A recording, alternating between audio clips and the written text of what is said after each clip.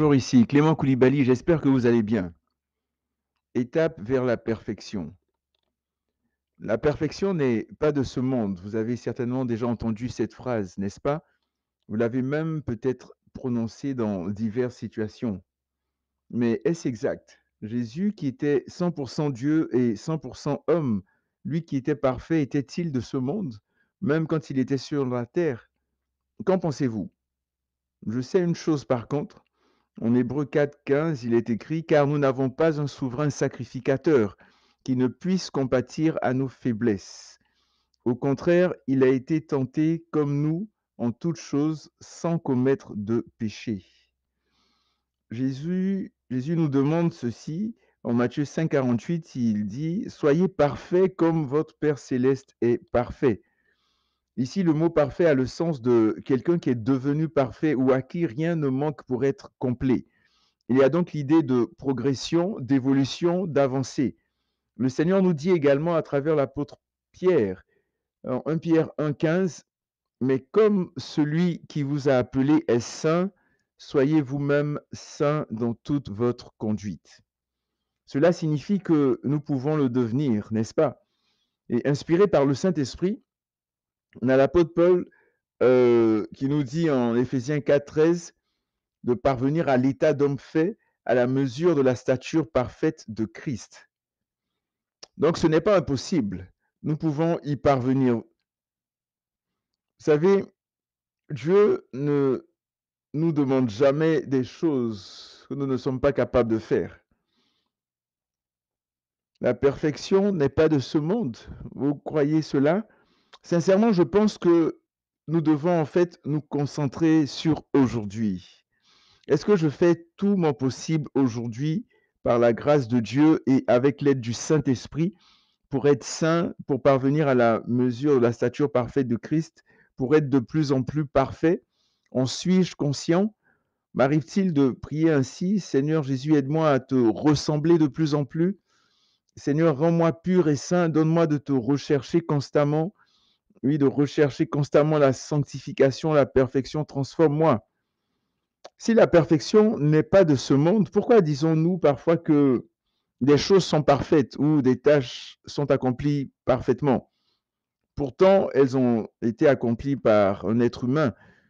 Poursuivant mon idée, Jésus a dit un jour à un jeune homme: «Si tu veux être parfait, va, vends ce que tu possèdes, donne-le aux pauvres, et tu auras un trésor dans le ciel. Puis viens et suis-moi.» Ça, c'est en Matthieu 19:21.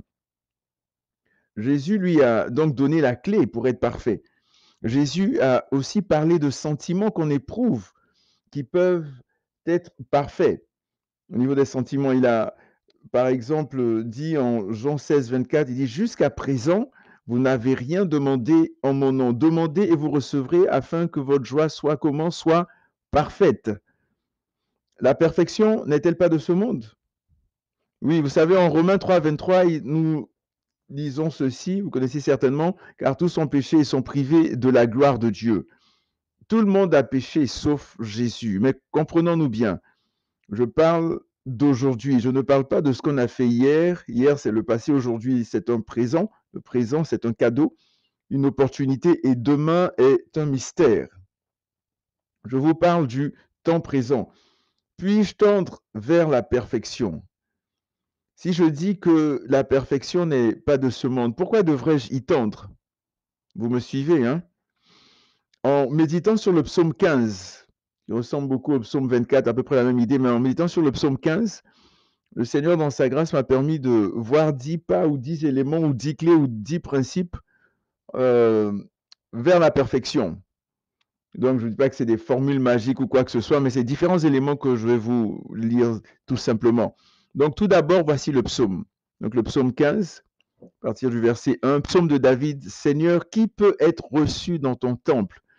Qui peut habiter sur ta montagne sainte? C'est celui qui se conduit parfaitement.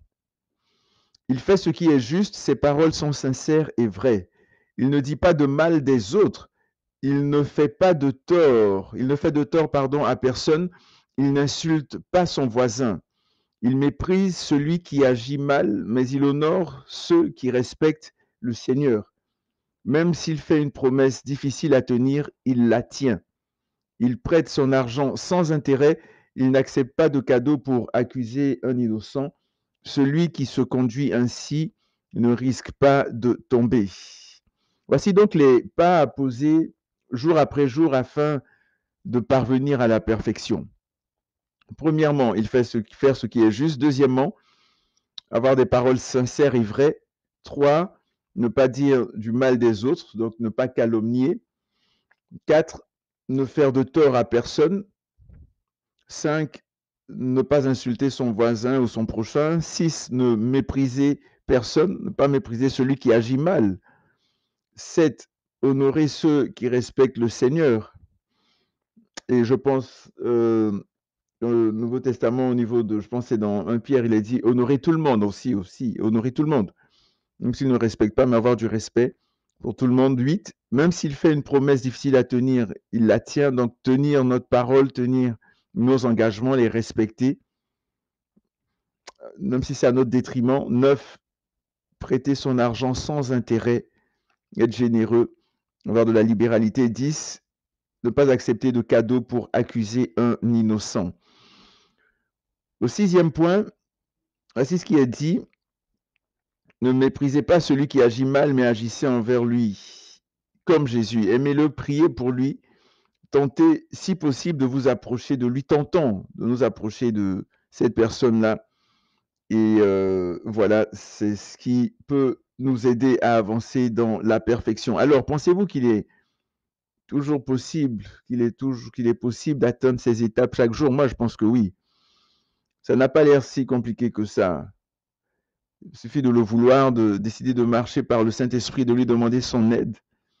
Et nous allons y parvenir par la grâce de Dieu. Souvenons-nous que parfois, et bien souvent, c'est nous qui compliquons les choses. On pourrait encore plus développer chacun des éléments. Et vous savez, celui qui se conduit ainsi, dans tout ce qu'on a lu, se rapproche de plus en plus du Seigneur. Et cette personne est transformée de jour en jour et de gloire en gloire. Donc, je m'arrête là pour aujourd'hui. Portez-vous bien, que Dieu vous bénisse. Recherchons la perfection, celle de Dieu, pas celle des hommes. Et attendons-nous au Seigneur. Faisons attention à toutes sortes de proverbes ou de maximes qui sont parfois en déphasage avec la parole de Dieu. Ah, la perfection n'est pas de ce monde, blablabla, toutes sortes de choses. Faisons attention, des choses qui peuvent nous limiter dans notre vie spirituelle, dans notre entendement, dans notre relation, dans notre manière de voir, de comprendre les choses. Donc, que le Saint-Esprit nous éclaire. Donc, portez-vous bien, que Dieu vous bénisse encore une fois et surtout, n'oubliez pas que Jésus revient très bientôt. À la prochaine.